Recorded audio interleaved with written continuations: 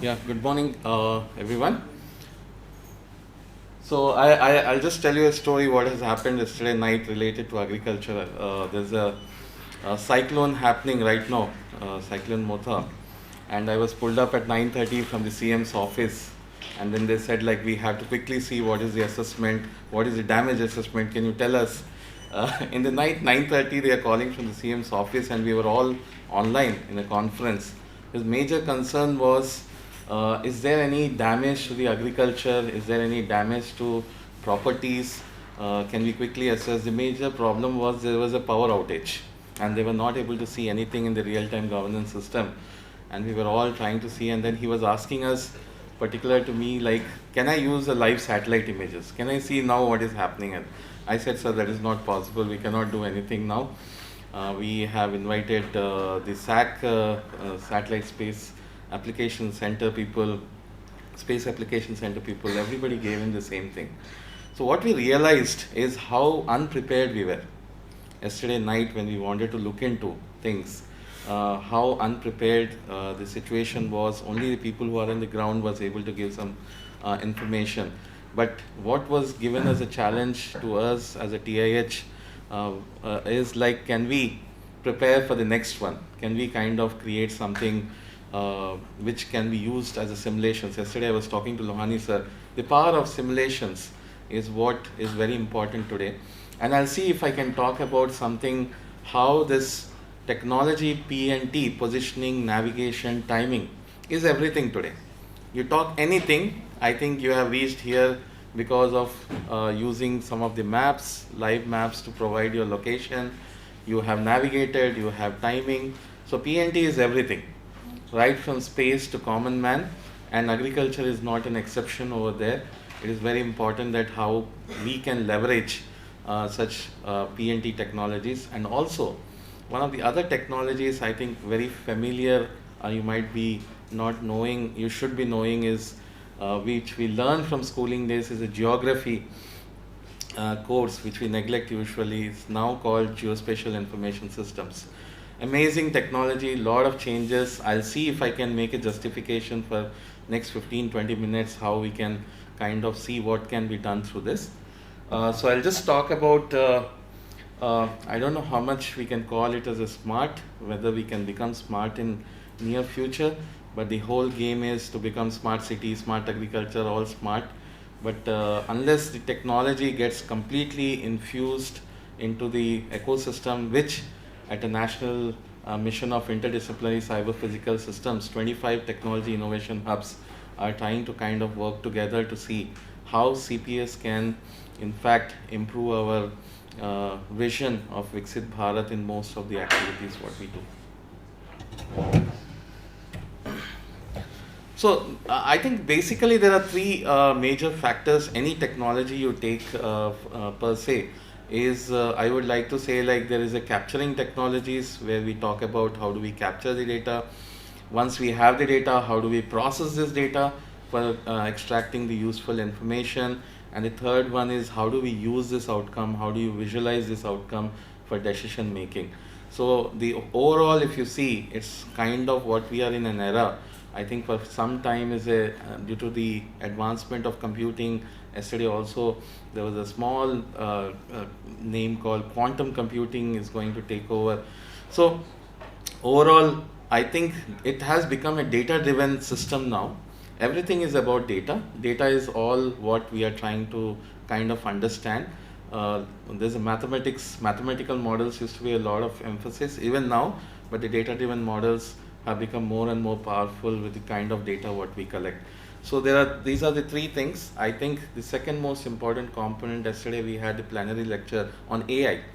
Now AI is also becoming very powerful, and I'm very sure smart agriculture will also be kind of seeing a new era, having the AI integrated into this through CPS systems. Now there are a couple of things what we need to kind of understand. There is definitely a challenge. Agriculture is not a very straightforward system. Otherwise we could have been always in a very positive side. We have a lot of challenges. One challenge what we face, everybody understands, is the climate change.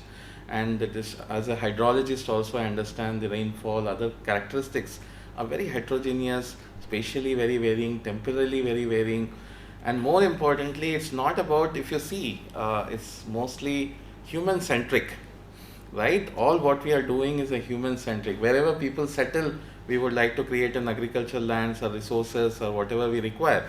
So that is also causing most of the problems are human induced problems, and these are also challenging for us. Wherever there's a drought region, we want to cultivate it, so we started looking at new ways, new arena. So this is something which is very important for us. The climate change, as you can see, a lot of then depleting groundwater and soil properties. I think Sahu sir may understand that what is the importance of all these things, and most importantly the demand what we are creating today across the country, and also the exports what we want to make it. So these are some of the key challenges what we have, and how can we transform this is through integration of the technology. What I'm going to present today is how powerful is the PNT, positioning, navigation, timing, and as well as the geospatial analytics. One of the important aspects I think we cannot neglect, and it will become integral part of us as a cyber physical system, is the sensors. Everywhere the sensors become very important, so this is a key area. And how do we integrate the sensors from space to ground to people is what is all about connecting this geospatial and PNT there. Now, if you look at the future, how do we kind of look into this? We would like to go more precise because I think yesterday also I was talking, listening to Lohani sir, where he was just talking about the spraying.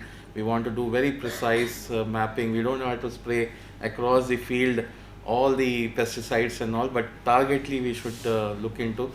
So we need a precise information where the damage is going to happen, where is the crop stress, where is the water stress in the land. So this becomes very important. So we need a very high accurate information to do that.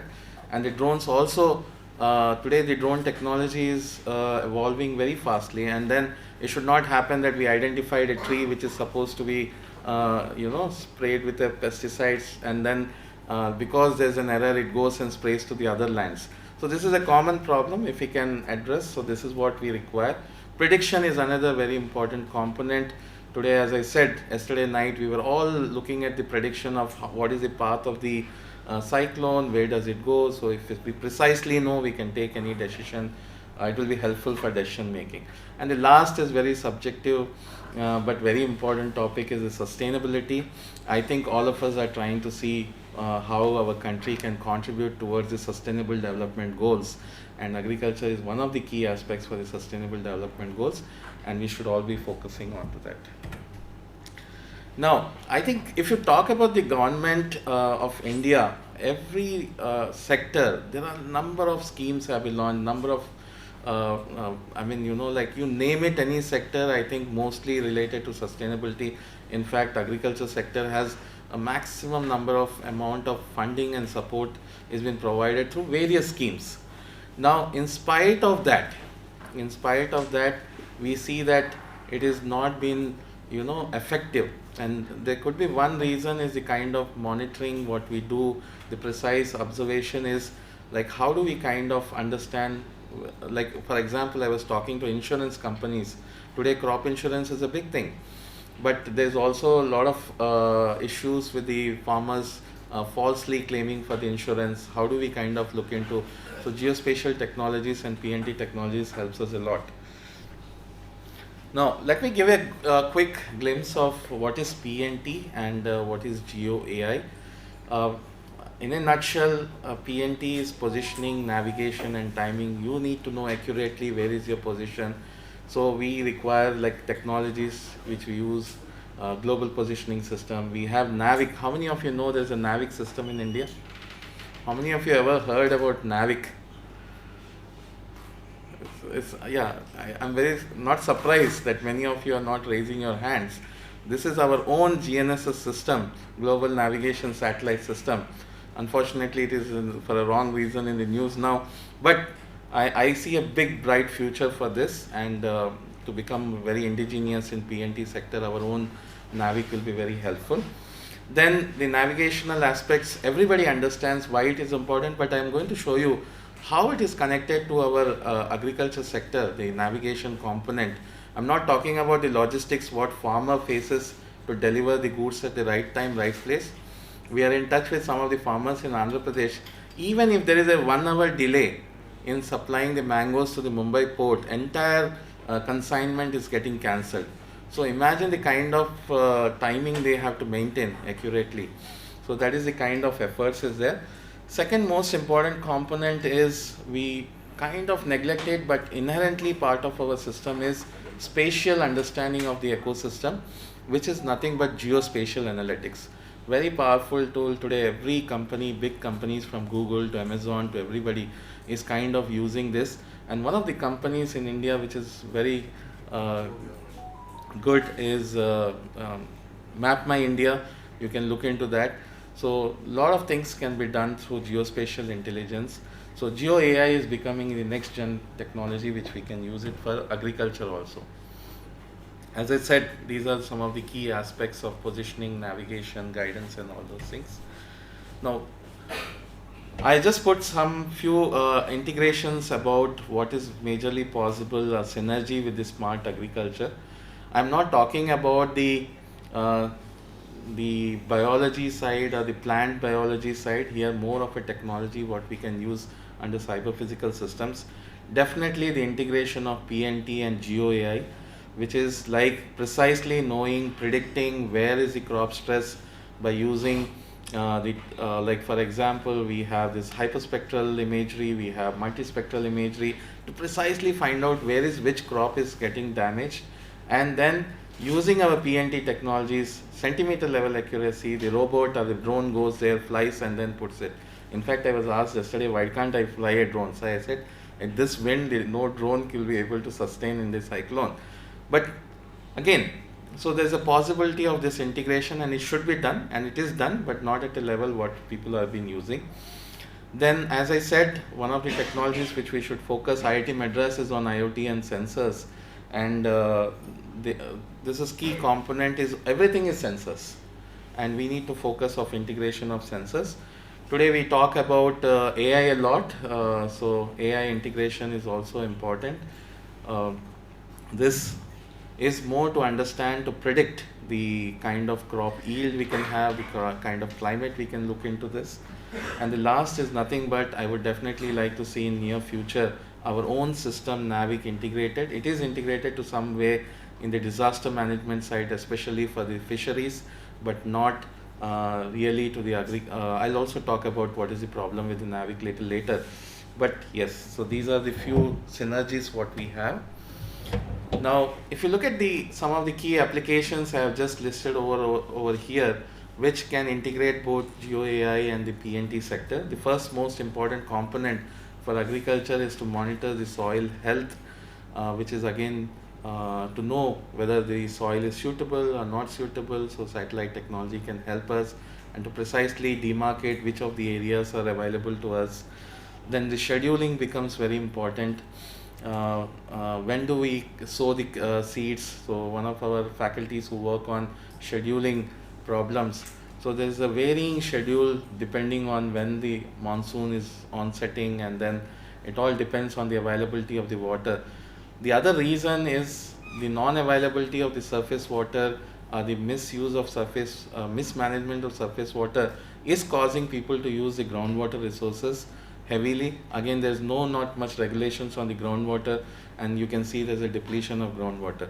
And this again is a problem in the coastal cities because there's a seawater intrusion, and then it becomes completely saline, and then the ground becomes useless. So there's a lot of interconnected problems what we face if we do not not properly schedule it and then use the resources properly. Then the third most component is what actually many of the people are using nowadays is crop monitoring. So I can fly the drones, check the health of the crop. I would like to see where is the crop stress. Maybe Professor Lohani will be covering some of these aspects. But this is the technology. If you see the crop, I can clearly see which is the water stress component. I can identify through the kind of hyperspectral and multispectral cameras. Today, in fact, we can do all weather kind of scanning, not using the cameras at all. We can use microwave data and antenna. We have a couple of faculties who are working, who would like to develop an all weather kind of observation. So we don't have to worry about rain, weather and other things. We can still be able to do it. So that's the power of kind of using this remote sensing technologies. Then the last one is the most important, is the weather prediction, because the major input for all our crops is water, and water is water, temperature, because everything is related to again the availability of the soil moisture, and this is another big area where agriculture is dependent on. Now, this is something, I think this is a new world for us, not new for mechanical engineers if someone is here, digital twins. I think most of you might, how many of you heard a word called digital twin before, right? Okay. So, I think again, I think every one of you should get into this. Today, digital twin of even your own human body, everything is coming up. So, it's becoming a big science. This is an area which everybody is focusing on. And as a young engineers, I think whatever area you are, there will be a possibility of looking at as a digital twins. And this area is no exception for our, I think, smart agriculture. If we can kind of use this technology, we should be able to kind of demarcate and look at very cleanly. So we can integrate it to various systems. We can simulate and check it. So this is something which is the next gen technology which is promoted through geospatial and geo AI thing. And the next is mostly, I think, the next major technology what we use today is the drone technology. We can integrate number of smart sensors. I think today we are looking at on the fly, how do I kind of identify and spray at the same time, instead of having a multiple passes of drones. It is not always possible, it's time consuming. So can I have onboard computation? So I heard a new word called, I don't know whether I'm pronouncing it correct or not, neuromorphological systems, which is a key word now where the world is moving, where we are trying to do all the computations on the fly, the way we are doing now interaction, everything is happening on the fly, that I'm deciding what to tell, what to talk. The same thing, they are bringing this technology to the satellite imagery, where we would not like to see entire image of a place, but precisely pick up an area and get extracted the data. Only that data is transferred to us. So this is something new area which is coming up. I have not put here, but this is something to be looked at. And so there are different technologies. I'm not going into the spectrum and tell you what is, but I'll tell you hyperspectral camera, very refined, very narrow bands in your EM visual band and all. We are seeing that data. So we'll be able to, we are not able to identify because we are only seeing the 3 RGB kind of thing. But flies can see in a different spectrum. So there are different people. So likewise, if we can divide the spectrum, we should be able to pick up those signatures, which will help us to identify whether this crop is stressed or not. So that is something which is very important. Today, the problem is, I'll also discuss the problem is the computational requirements to identify is becoming a challenge, which is now overcome a bit. It's time consuming, but we should see how we can do it during the flight itself. Because the major problem with the drones is the flight time required for you to do. If you add more and more computations on the flight, then the power is less to us. So I think this is a common term what we have been hearing, whether it's a PNT or non-PNT. We have a kind of real-time monitoring and predictive intelligence. The most important component, I think we should be talking about how do we kind of have an AI integration to all these sensors. So real-time monitoring through the sensors, like soil moisture sensors, what we have, we should be, say the whole component of the agriculture to be kind of the yield to be improved is the right quantity of water is supplied, because there's an evaporation what is happening. We call it as evapotranspiration. So to substitute the ET, we need to keep supplying the water. And this soil moisture should be available always to the root zone, and that is how we should be keep on monitoring this through the sensors, so that immediately there's a supply of water given to the crops or plants and all those things. and this in turn will help us to create a good decision support system so that people can take, or the decision makers can quickly take a call on that and then provide a good outcome from this. I'm going to skip this. As I said, one of the key components is water management. Okay, water is the key for the plants, and this water management, whatever we have, need to be scheduled, need to be optimized and integrated with various sensors. And these sensors are again looked into kind of a geospatial map. If you open today any satellite, I can give you some of these European, and in fact we are trying to develop at TIH now an open source tool, a dashboard where anybody in the country can use this free satellite imagery to look at what is the crop health. Currently we are trying to build that in collaboration with ISRO. I'm not going to go much into the details of IoT sensors network in GIS. IoT used to be independent earlier, but if you add the GIS component, it becomes very powerful, because the component what we are looking at in agriculture terms is very spatially varying. It's not uniform across the space, so we need to kind of get into the spatial network. Four things what I would like to bring it very quickly under the PNT technologies. One is called soil moisture content. We as a TIH, we are working on something called, if you take your mobile phone, there's something called reflected signal, direct signal. So what we are trying to work is, can we predict what is the soil moisture by calculating the reflected signal from the GNSS? And we are using satellite EOS-4 of ISRO, and we are working very closely with the Space Application Center to develop something called GNSS reflectometry. You can do a lot of things, but one of our focus is to predict the soil moisture across, so that we can on a real-time basis can tell the farmers what is the kind of soil moisture. Is just not for the let's say for the agriculture, but it can be used for many purposes. In fact, the flooding has a major role for the soil moisture. If the soil is completely saturated, the chances of flooding is much more with a lower rainfall also. So these are very important aspects, and we are using this PNT technology to find out indirectly what is the soil moisture content from this thing. Next most important component is, today we are becoming, yesterday I think the ex-chairman ISRO was also talking about the autonomous vehicle. Why not talk autonomous farm vehicles? Now today we are working with Trimble and seeing like how autonomous vehicles will be useful in farm management. So the machinery is becoming a big thing. So precisely the machinery has to do, so we use the PNT technologies in machinery guiding. Then the management zones, we need to demarcate these zones from different, whether it's suitable for agriculture or not. And then finally the most important component is, how do we work on improving the yield. Yield is something which we are looking at. But this is not the only thing. Today there is a lot of science is happening on the seed level also. There's a drought resistant seeds and all are coming up. So I would say that this, without talking about that, but the technology is going to definitely help about 10 to 15% of the benefit what we are trying to get it. But still I'm telling there's other technology also can be used.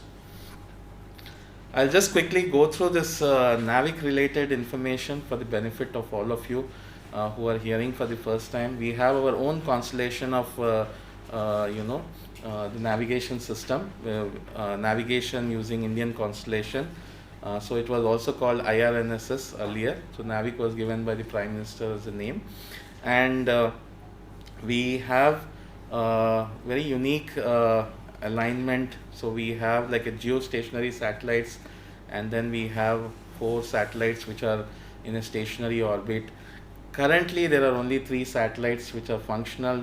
To get accurate solution we need at least 4 satellites. Unfortunately, because of the failure of the clocks on the satellite, we are not able to use it for the positioning. But still they are functional, they can be used. There's an S-band is still available for us. S-band is used for the emergency services, for texting and other things country is using. But the future is very bright. We are directly working with NAVIC team in the ISRO. They are going to soon launch another 3 satellites and upgrade it to the NAVIC 2.0. So we are hoping all your mobile phones by the next year end or by 2027 end, for surely will be having the NAVIC chip embedded into that. We'll be receiving the NAVIC signals for tracking. So this is something I just wanted to put it, and NAVIC is going to be integrated across, right from the defense to any of our vehicles. And we are also working closely something called Academia Network of NAVIC. What I do is with the startups, we are giving this NAVIC. So they are putting in their vehicles, and they are going to give us the live data sets. So across country we are doing, and we are building this around 100 universities. So this is some example. I just thought like autonomous path navigation is very important in the field, and reduce the fatigue. Fatigue is something is where I don't know how many of you have gone to the farm. There are a number of times people have lost their life. Of course, the way they use it, but because also of a fatigue, there are a lot of accidents do happen. And this autonomous, I have seen this system how it works. It's so beautiful that you don't have to do anything. The operator is sitting off the vehicle and then just looking at the field, and then it will be able to completely plow the field and in fact put the seeds also. As I said, GNSS reflectometer is something there. We have already the tool for national level. You can all log into this and look at. So this is called GNSS reflectometry tool.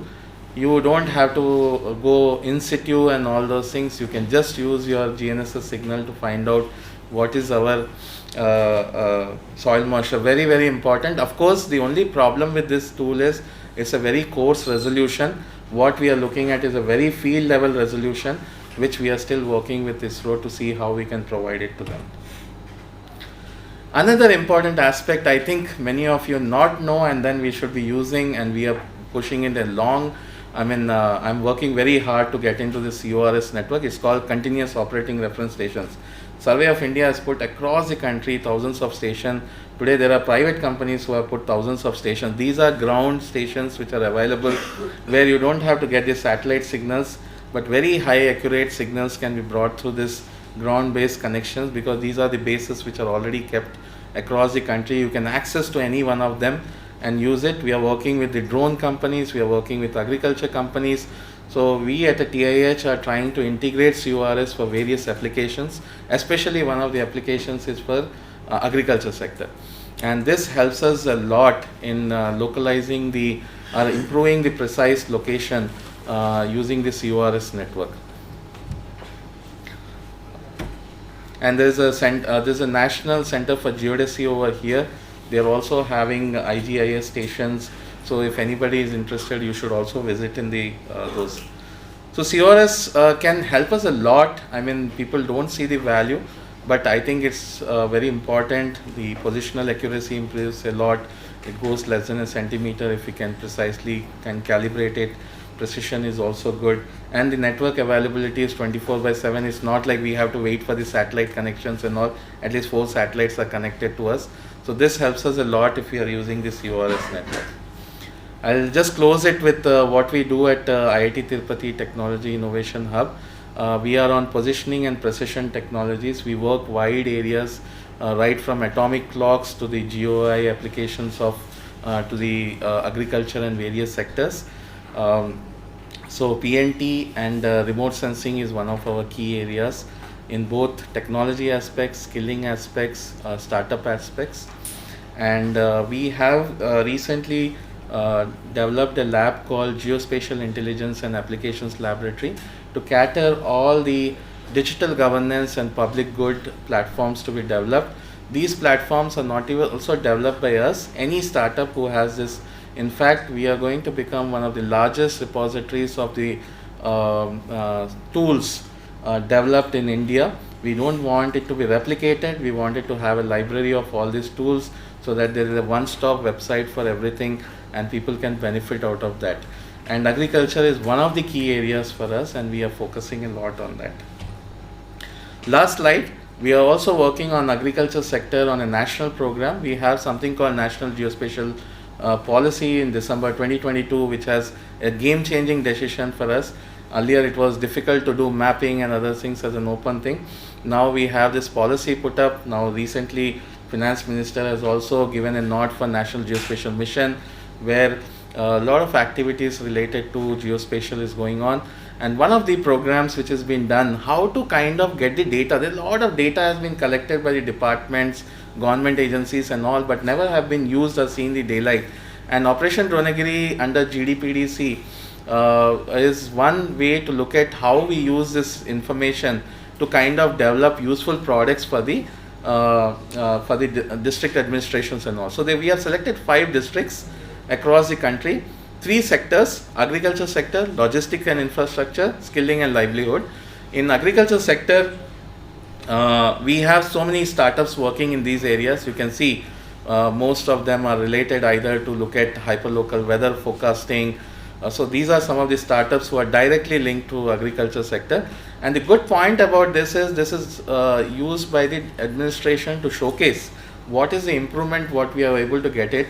And I got a very positive results from Varanasi district, where we are able to show that the yield has increased about 10 to 15%.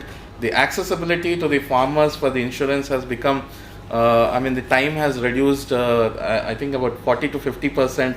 So a lot of improvements have happened, and this is ground reality now.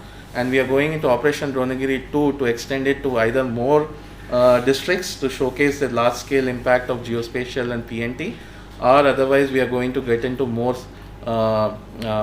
areas of applications. But likely that we might extend it to many areas to showcase how agriculture is getting benefited across various climatic conditions. I think with this, there's a very important future path forward should be like definitely to integrate the Geo AI systems and PNT into any of the projects. Then the next generation integration should be kind of compulsory to put into that. Empowerment of farmer. I do GIS for farmers courses where we tell farmers to what is the technology available to them, not teaching them the technology, but at least empowering them like what is available to them.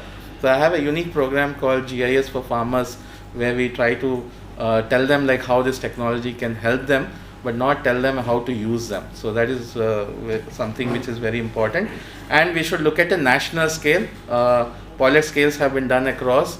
Now it's time that we kind of do it at a national scale, at a large area, so that we kind of do heterogeneous studies in this framework. I'll just leave it here. I think this is my last slide, but it's very important that the convergence of PNT technologies with geospatial and cyber physical system areas creates an unprecedented authority to transform the Indian agriculture.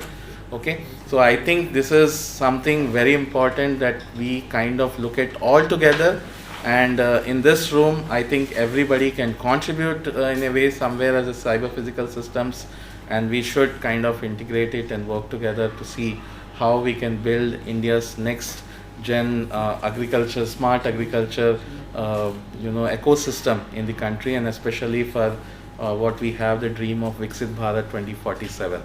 Thank you so much for your time.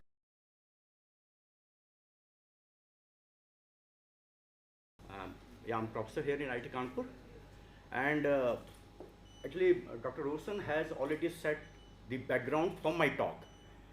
He talked about simulation, he talked about smart spray, intelligent spray, he talked about autonomous tractors, autonomous vehicles, he talked about simulation. So many of those things I'm going to touch in my talk.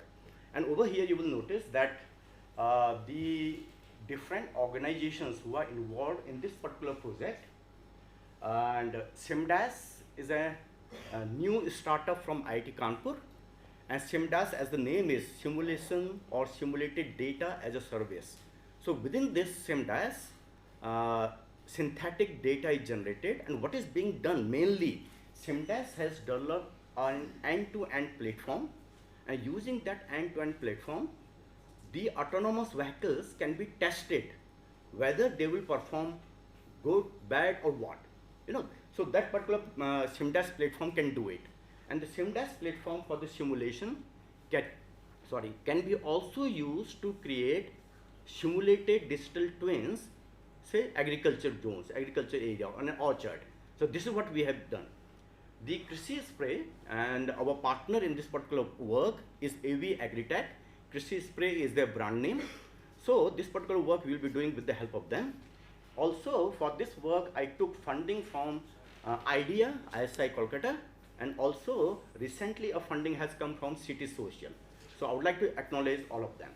Now, one more thing that I would like to say, Dr. Roshan's talk was uh, covering all the aspects. I will now rather focus to a very particular domain, and I will give an example of real cyber physical system.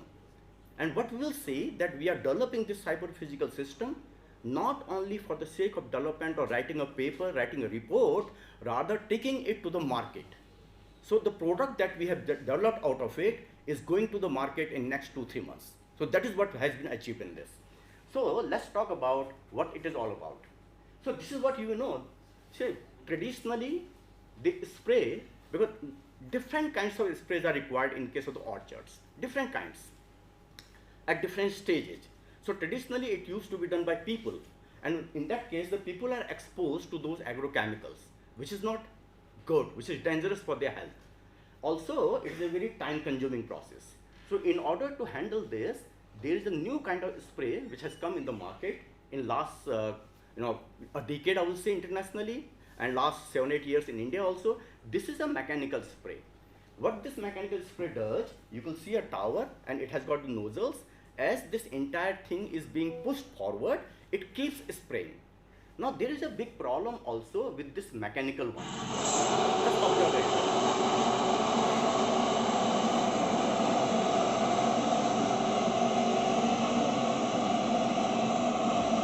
So what you notice here, this mechanical spray saves the driver, saves the person.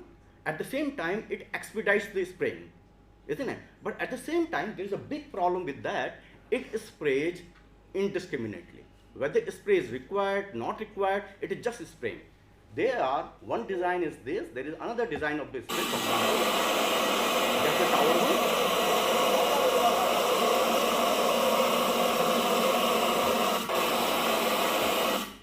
So here also, what you notice that spray is being done indiscriminately, and because of that indiscriminate spray, there are wastages of the agrochemical. There is also extra pollution that we are adding to the soil, to the groundwater, isn't it? There is cost involved. All these things are involved. So we thought, well, why not to handle this problem? Why not to make these sprayers intelligent? And to make them intelligent, our system, basic system design is this. Because I work with LiDAR, so we thought, okay, fine, there is a tractor which is pulling this 1000 liter tank and it is spraying. So the spray system is same, the traditional one. But what we are doing, we are trying to make it smarter now. To make it smarter, we'll be using a LiDAR sensor here. And this LiDAR, as it fires the laser pulses while the entire thing is moving, we will be capturing the data of the trees around.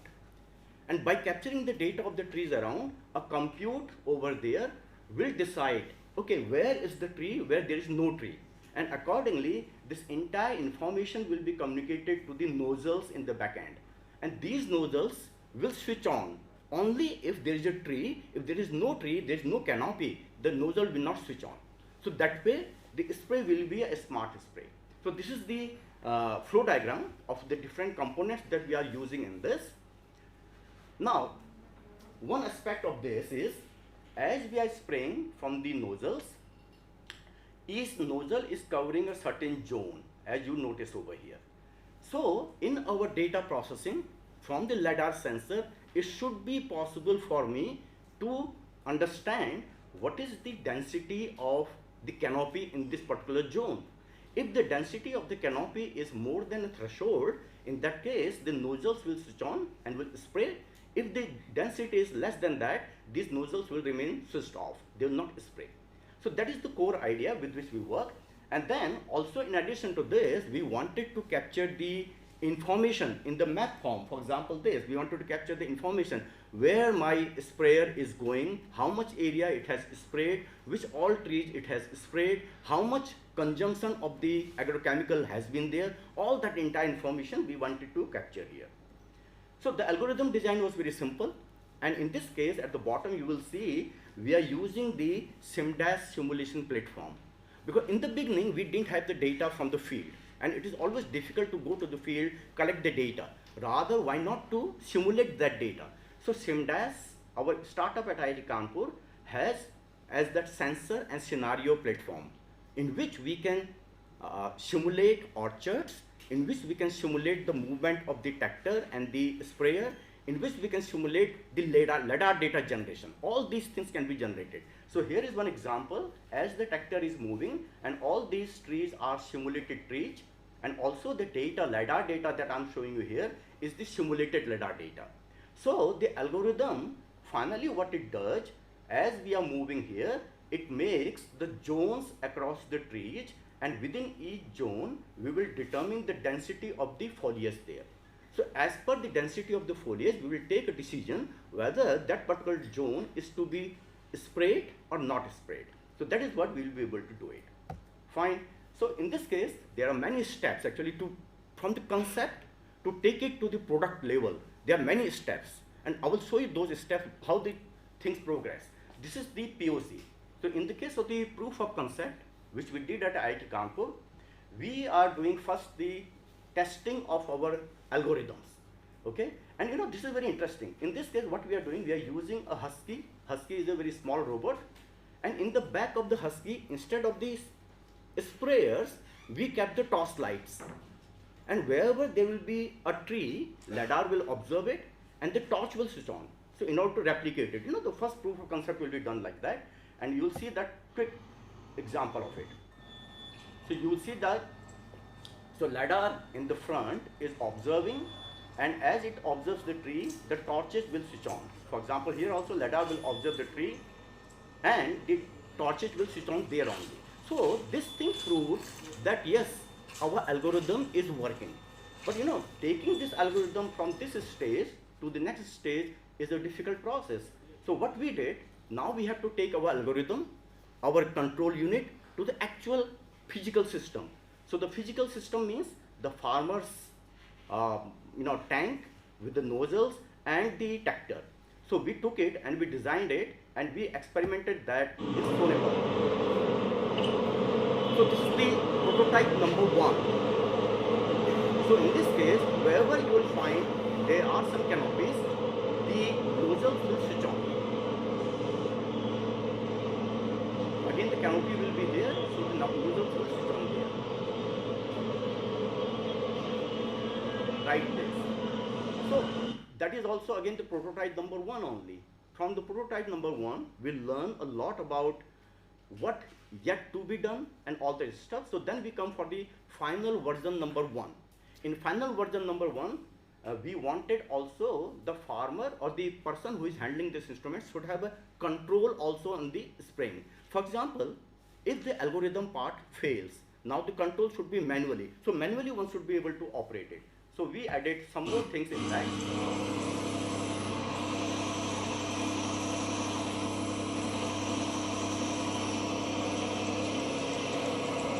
So you will see here, now we are giving the farmer or the driver of the tractor an additional facility that he has a manual device, and by playing with the manual device, he can overrule the automatic algorithm if the automatic thing fails.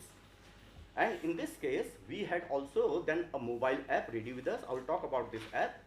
Also, we realized that we were using earlier the 2D LiDARs. So 2D LiDAR will capture the data in complete 360, and that was a lot of compute intensive. So we thought that why can't we also use, instead of 2D, just 1D LiDAR. So we had finally one more version, and in this version, I will show you an example.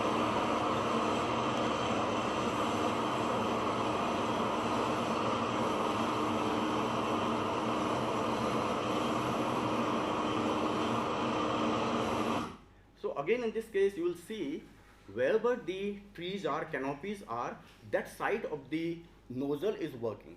One thing in this case you will notice, because nozzles are on 2 sides, so far we are using only 2 solenoid valves, and we are controlling those 2 solenoid valves.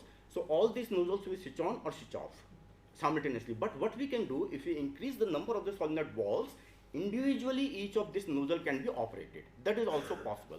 So currently the system finally that we have developed, that's the diagram of the system, where we have our main control unit, we have the manual controller, we have also inbuilt the proximity sensor in order to know if the vehicle is taking a turn, the flow sensor to know how much consumption of the agrochemical has been there.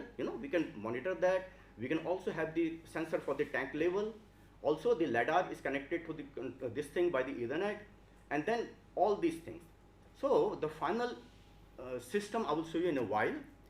At the same time, one more thing which we observed when we are working in the field, that currently the way this spraying is done, there are many management challenges.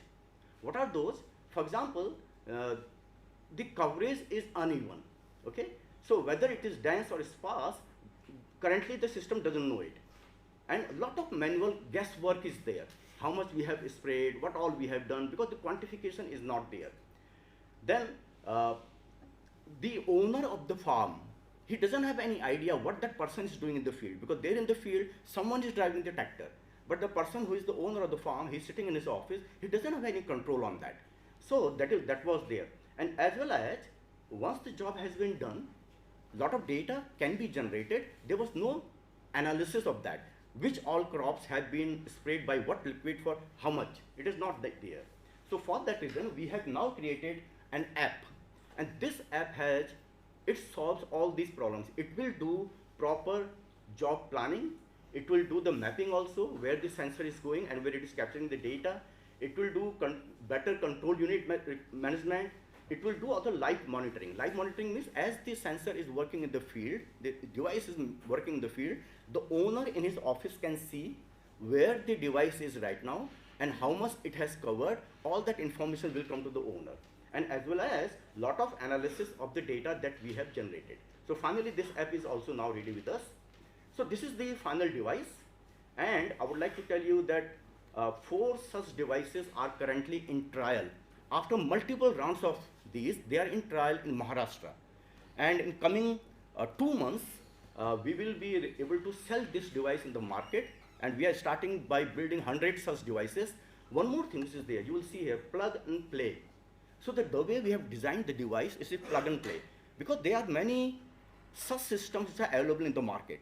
So they can take this plug and play device, put it in their system, and make that system intelligent. So that is the core idea here. So the target users, yes, India is a big market for those things, and the market size which we estimated is around 100 CR, and there are large number of such devices which are already in the field, and they deserve to be made intelligent. Internationally also there is a market, because in international level there are some systems like that, but they are highly expensive because of the kind of the sensors which they use. They are very expensive. What we have done, we have realized the same job but with cheaper sensors, and also the algorithm and IPR is everything ours. What will be the impact of this? The impact of this will be saving in the chemical, 30 to around 50% save in the chemical, isn't it? This is a big plus for the farmers. Also, now the tractor doesn't have to go time and again to fill the liquid. So there will be also saving in the diesel. And finally, there will be environmental impact, which is very important. Otherwise, we are just spraying indiscriminately. Whether required or not, we are spraying. So now in this case, the spray will be minimized. It will be done only where it is required. So once we are developing this technology in India, indigenous technology, so there will be saving in the forex. And finally, this particular work that we have done, which is going to the market, spawns in some other things. Now what we are doing the next, I will not take much time in that, because time is always a constraint here. Very quickly I will tell you, so far we are doing spraying the canopies. Wherever there is a canopy, we are spraying it. But in the next level we are doing, because there are some sprays which are done on the fruits, directed onto the fruits. So using what we have done so far, we have also worked in that, and in that case we are using only camera, and we are capturing the image by camera. We are doing the deep learning in order to identify the fruits. We are doing the depth estimation models, any depth or depth anything kind of models, and from there we are getting the depth information. We are combining all of these, and we have finally developed the system very quickly. So this is an output of a model which was not pre-trained. Once the model is pre-trained, it is more accurately identifying the locations of the fruit. Then we are using the depth anything. But again, in the depth anything, there is a problem in estimation of the depth. So we developed the method by which we can correct the depth. Okay, so we have a calibration method. Using that, we can correct the depths. Now this is just quick This is from our simulated data.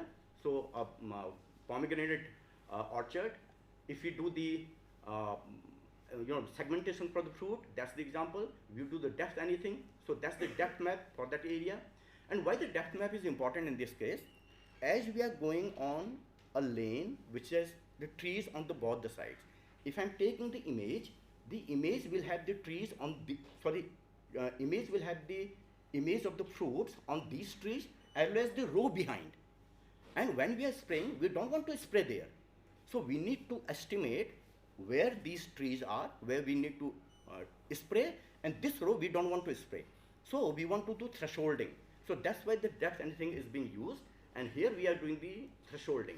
So that only those fruits which we segmented, which are in the nearby rows, are now seen by us. So these are the fruits. Now, finally on that, yes, we create a zonal map. If you project that entire thing onto a plane, wherever the fruits are, we create the zonal maps, and with this zonal map information, we know where to spray, where not to spray. And that entire thing is communicated to our algorithm, to the detector and all this combination. And finally, we create a table. This is what is being communicated. As you are moving, each and every nozzle would know when to spray and which area to spray. That nozzle will know it. So this part is still under development. I think to go to the market, it will take 7-8 months or even more than that, because this work is going on. But the previous one which I was talking about, in 2 months, our device will be sold in the market. And I think that is what our satisfaction is of this cyber physical example. Yeah, thank you very much.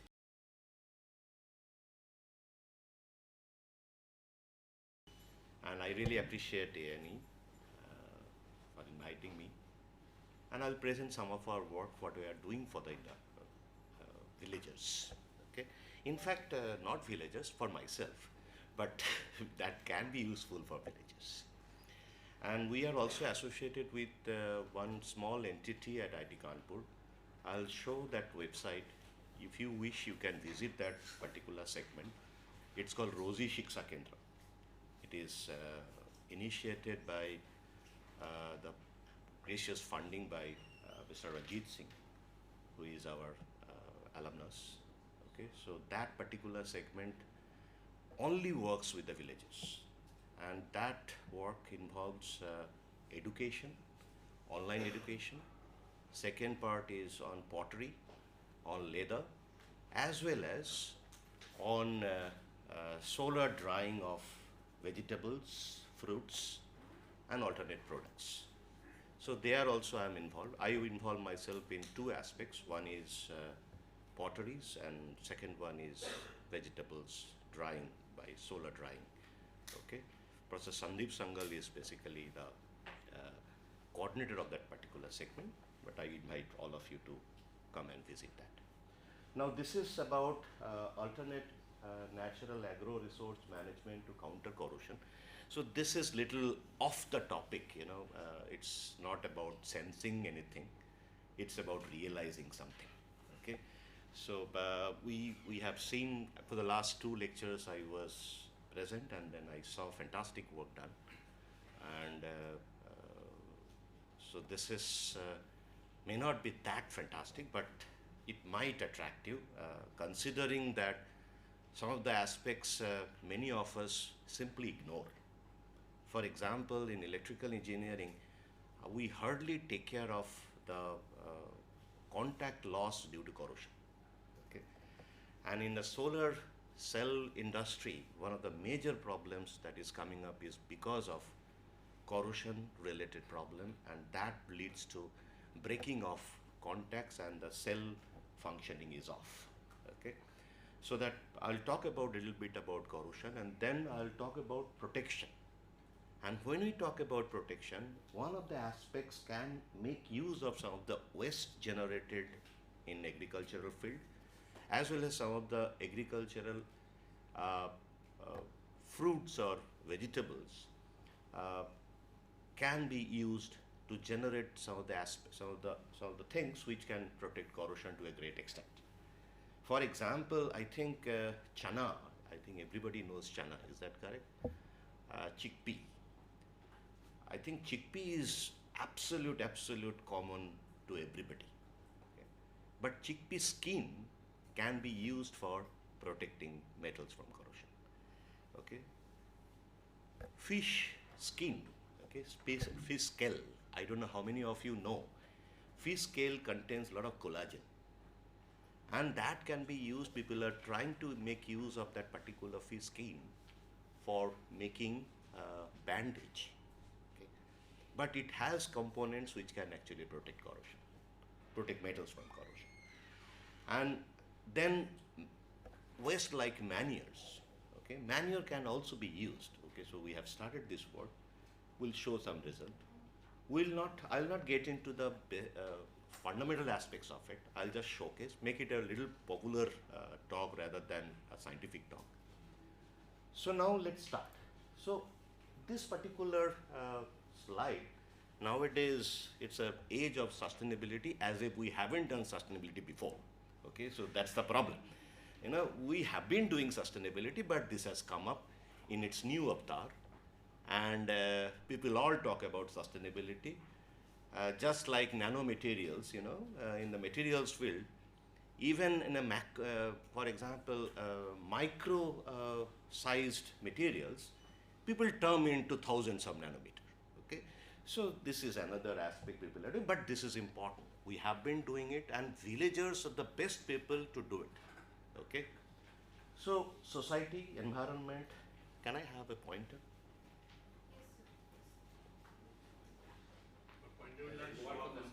Okay, okay, so then I can. Okay, okay, fine.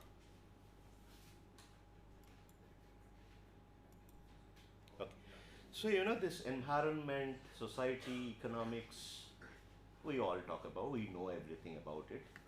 And on the tea shop, I think we know it better. And then we have this particular cycle. This is a vicious cycle. We want technology, we want progress, and that leads us to several other issues like waste generation. For example, one such waste generation is basically used of electronic gadgets. Okay, it's a big problem, big problem. So now you have pollution, you have waste generation, and also there is one more particular part. Our world is limited. You know, we are all limited, but world is becoming more and more limited. So we have to do something so that we can get back things from the waste. It's a kind of recycling. Okay? So that's what we start with this, and then everything leads to a sustainability. Okay? So now come to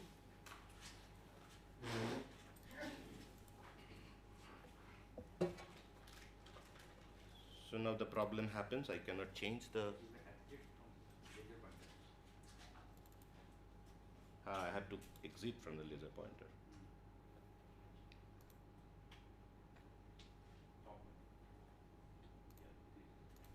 Okay, so now you see the kind of nuisance we do see around us. Leather industry. You'll be surprised to note that 70 to 80% of raw leather goes to the waste. And where it goes to the landfill, it goes to the environment, it goes to the society. Cow mania, not a little, a kind of, it's a very significant number, 1100 million metric tons of cow mania. Okay, waste medicines, then stubble burn, dumping, throw away in riverbeds. So that's how the pictures, you know, whenever we put it, we start feeling concerned. And then once we come back, and then we feel okay. Okay, it's fine. Now come to the problem. So manure misuse, what is the global concern? You know, dumping, then those landfills, what it leads to. See, cow manure, we think that this is a fantastic fertilizer. Of course, it's a fantastic fertilizer, but it also has some nuisance creation. Ammonia, this methane, those are the things which come out from manure. Okay, those go into the environment, and those are basically serious greenhouse effect gas. Okay. So that means you see the kind of ammonia, then also this powder generation, the particle generation, those are also there in the environment. Now you see air pollution, haze formation, global warming, soil acidification, heavy metal accumulation, all those kind of stuff they are coming into our society. Now this is a map, this is a concern for us. For example, if you see the top part, the northern belt of India, which actually houses a very large amount of cattle, with the buffalo or cow, and subsequently you see a lot of NH3 ammonia emission. Then you have some kind of stuff. For example, India, if you see the total land in use, and still here you see the northern belt, okay, and some of the aspects are projected here. You can just read through. Now this is ammonia, and ammonia, if you see this India, this is a serious dark red colored zone which has a very high degree of ammonia ejection. Now coming to this waste mishandling, how waste mishandling can cause pollution, air pollution, soil pollution, water pollution, human health impacts, all are there. Now I'll link it with the corrosion. Okay, so because corrosion is a nuisance. I don't know how many of you know whether corrosion is a nuisance, because we don't care much. And for your information, corrosion cost is a staggering number. So if I consider GDP wise, Indian GDP, it's almost about 4 to 5. Nowadays it's becoming 6% of Indian GDP. I think 2020, 2017, there is a particular organization called NASE, National Association for Corrosion, National Accreditation for Corrosion Engineers. So that particular segment calculated, it turned out to be around 6 lakh crore cost that we incur towards corrosion. And that to India, you know, corrosion audit is very poor. If you go to Japan, if you go to South Korea, those particular countries, they have fantastic corrosion audit, but we don't have. And in fact, if we consider corrosion, we always talk about the actual loss in terms of direct loss, material, you can throw it away. But indirect loss is more dangerous than direct loss. For example, bridge fell down. You know, now the connectivity is lost between two ends of a river or something. So now you can think of the added cost to that. Okay, I'll showcase some of the corrosion accidents. There is a site called Corrosion Doctors. You can just look into that. Some of the accidents we never felt that had happened because of corrosion. Okay. Now, what are the effects? Atmospheric pollutions. This sulfuric oxide, CO2 is missed out, but sulfuric oxide, CO2, so those are the two gases which are reasons for acid rain. In India, we have corrosion map. As per corrosion map, Delhi is considered to be category 3. Chennai is considered to be category 5. Okay, but I am telling you, if you take any material to Delhi and in the Mukherjee Nagar area or some areas, you will see those category cannot be numbered, because you will have puncture in your car body in just 6 to 7 months time, new car body. So think about the degree of corrosion and think about us, because we are guinea pigs. Fine, we don't care. Okay, but the car we definitely care for, because we have to spend money. We don't have to, our value is limited, but car value is huge. Is that correct? But corrosion does lead to that. So these are the elements. In fact, let me tell you, solar cell damage, one of the reasons are basically acid rain. Okay, so if the solar cell, the back part, which is actually locking it, if that is not properly locked, water can seep in, and those acid things are going in, and that leads to corrosion of those contacts, thin line contacts, and solar cell goes off. Okay, so these are the things. And then we have all those chloride ions, relative humidity, radiation, amount of rain, temperature, global warming, all those things can lead to corrosion aspects. So these pictures are very common. I don't have to showcase you. You just click corrosion, you Google it, you will see thousands of pictures like that. But I am concerned about this part. I don't know how many of you know that the Bhopal gas tragedy in 1984, one of the major reasons was corrosion of pipelines. Okay. Now, whether you know that this Piper Alpha disaster that happened due to corrosion, Titanic, one of the major reasons was corrosion. The Silver Bridge collapse is another huge accident. Okay, so I'm just giving some of the glimpses of it. Okay, but there are many. So we have to be concerned. It's not about 4 to 5% of the cost, because that's not the important. But we have to concern about our structures, about our lives. Okay. So that's what the cost of corrosion comes. You know? So if you see cost of corrosion, in India it's almost about 5 to 7 GDP of India, and in US it's almost about 3 trillion US dollar.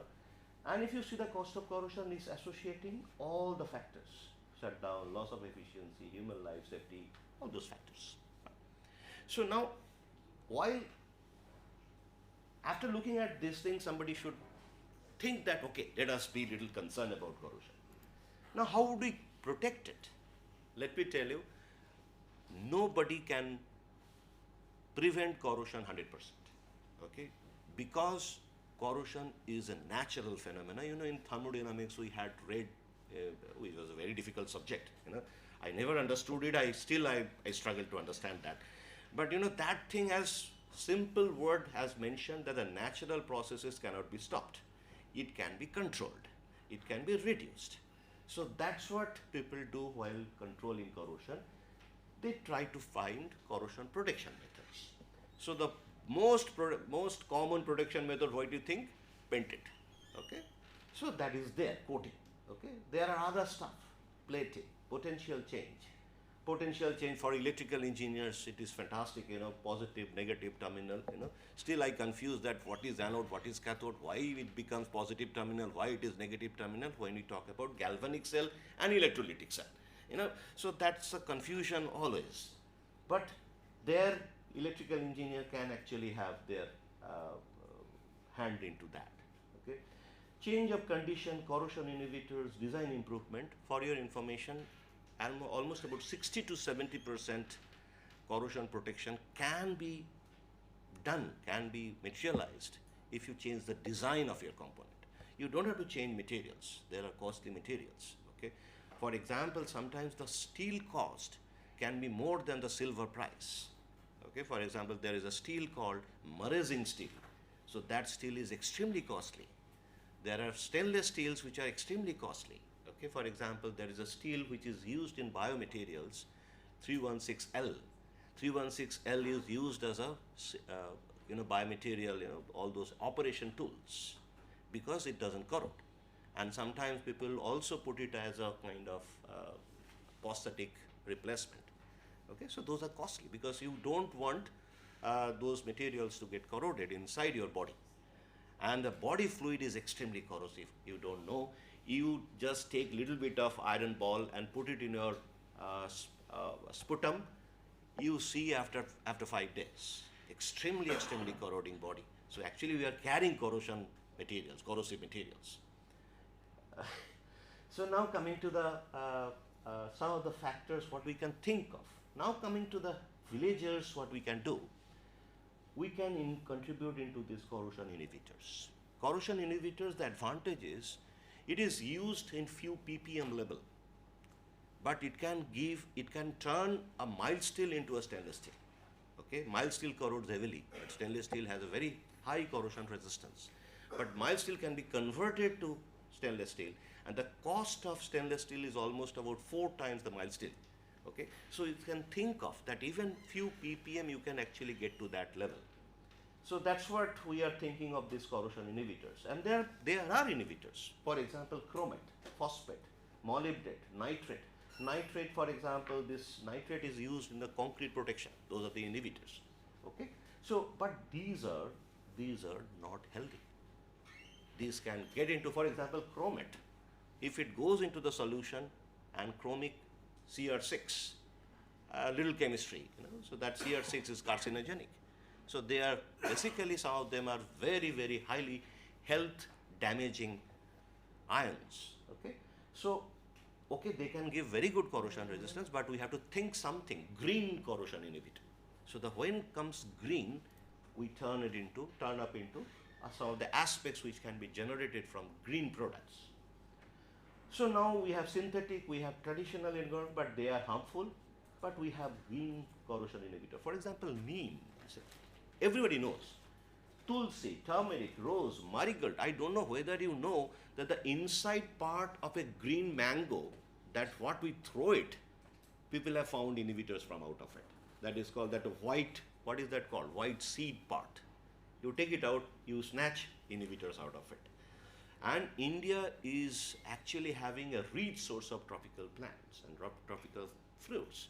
One can think of getting very high degree of valuable things from that. And inhibitor business is extremely, extremely lucrative, because if somebody finds an inhibitor, that fellow would never tell you what is the composition. And that can earn huge amount of money. Nobody will tell you. For example, Dr. Fixit, you cannot find the composition. Okay, so they will come up with that. So we are coming up from here to there. And the green corrosion inhibitors, ionic liquids, surfactants, biopolymers, amino acids, drugs, medicines, rare earth elements, all those things, plants and parts of plants, pomegranate, anarka chilka, you can make use of and then get inhibitors out of it. Okay. So now what are the advantages? Renewable, non-toxic, environment friendly, economically feasible. I'll come to that economic feasible part. You know, without any training, any one of you just come to my lab, after 1 hour you will now come to know how to snatch those inhibitors out. Okay, though we have patented it, but you can easily get it. So now alternate renewable sources. What are the sources? Leather, feather, hair, skin, scales, oil, other waste, animal excreta, byproducts, husk, different other waste, seeds, peel, crop, dry leaves, bushes, even grass, green grass. All those things you can actually get to a renewable, non-toxic, environmentally, economically feasible inhibitors, all those chemicals, and you make use of it in few ppm level in water, electrolyte, even coating, you can get the corrosion protection. So that's what the topic is, the sustainable partnership, inhibition efficiency. We have to have a very high degree of corrosion protection, green sources, sustainable resources, circularity, renewability, all the sustainable arms are touched upon. Okay, so it's a kind of embracing a good thing in a better manner. Okay, so that's what we think of. So let me just skip this. There's a market plus, so you can actually, if I think I can leave this slide to all of you. You can just read through. Now, if you see the crop residue, I'm just coming few examples I'll show. Crop residue, farm animal, leather residue. In India, if you see, crop residue is huge amount, 55%, which is a huge amount, and it's a huge field in front of us. So we have to get treasure out of trash, and we did get some of the treasures, and it opens up a huge opportunity for us.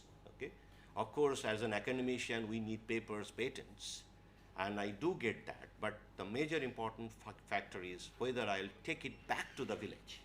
Okay, so that's the mentality I do have. Okay, so I think that's good part. So now coming to some of the examples. Chickpea waste is the skin. How much time I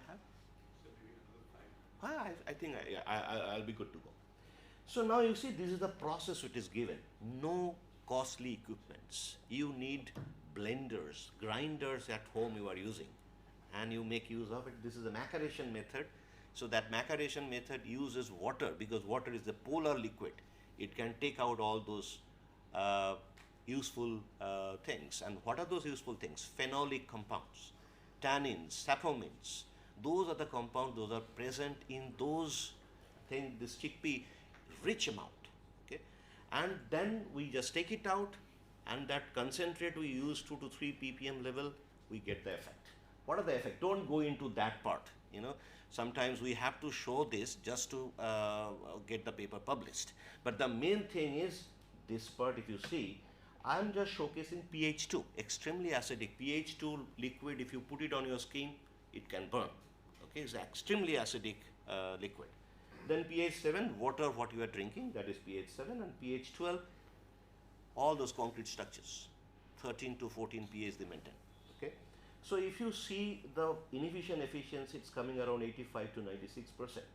And now if you compare the blank, which doesn't have any inhibitor, and when you talk about the addition of this extract, CPE extract, corrosion protection extract, this extract gives you the corrosion rate. If this is in the terms of millimeter per year, this corrosion rate reduction is huge, almost 2 times. Okay, so that's what this chickpea can actually serve as a fantastic component. And how we get protection? It makes a layer out of it. It's a in situ coating it forms. Then we have to see that how it sustains. We have done this experiment for the 30 days, and every time we saw that it's a fantastic corrosion protection. And remember, these value, if you look at, 304 is a stainless steel used in a common utensil or our wash basin. Those are basically 304. So it's a stainless steel. So that has corrosion rate almost similar to this. This is mild steel. The rebar steel, what you use, the rebar, which is extremely corrosion prone, but that gives you a fantastic corrosion protection because of that particular extract that we get from chickpea skins. So this is cow manure. You will be surprised that this manure can have fantastic source of all those saponins, tannins, all those organic components. Those, if we take them out, and of course there are ways to take them out. Okay, so once we take them out, we did see a fantastic corrosion protections. In fact, we could see that protection ability is almost about 96 to 98%. Remember, in the market, inhibitors, those are available. Even if you get 80%, it's a fantastic inhibitor. Okay.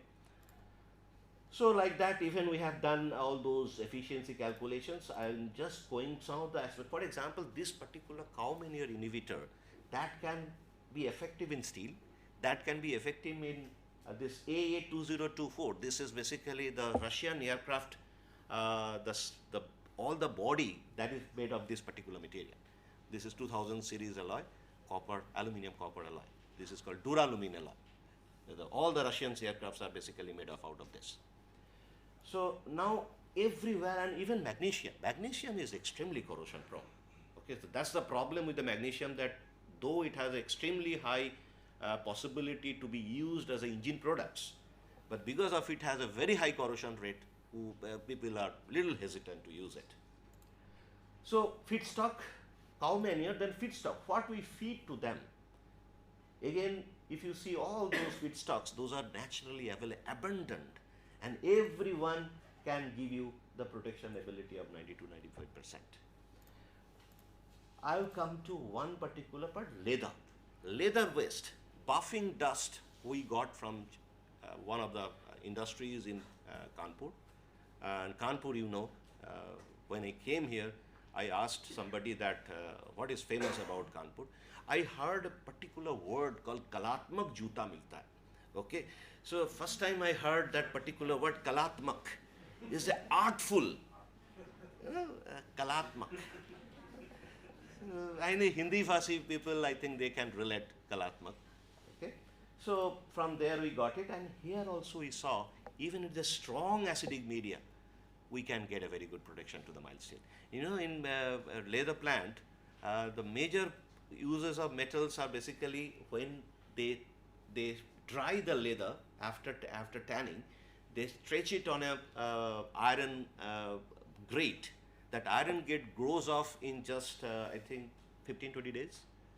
So there, if you just spray it, it can give at least 2 months protection. Okay. So now let me just keep off since the time is up. This is another work what we have done from.